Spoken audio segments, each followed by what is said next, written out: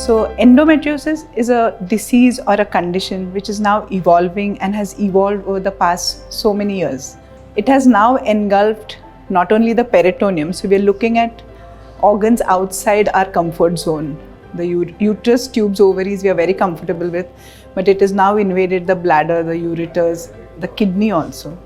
And at times we see the rectovaginal septum and now the bowel.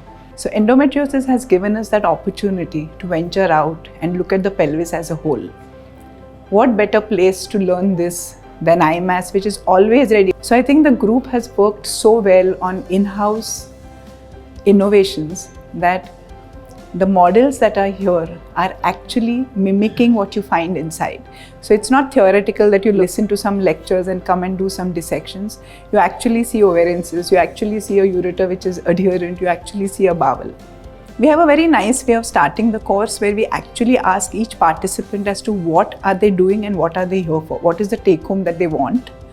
We touch base again on day one before we wind up for the day to ask them if there was something specific that they want us to deal with, and the faculty always works on that, and we see to it that the next day those things are covered. So I think this course is really a good training session for all of us, and IMAST with its didactic sessions and sessions on radiology, which will aid us in diagnostics, because this is again an area which is not ventured into. So we actually have talks on MRIs and how to read MRIs, which will help you fashion, because endometriosis, each surgery has to be fashioned differently. And I think it's an absolutely comprehensive course, and we are enjoying it as much as you will enjoy being with us and training with us.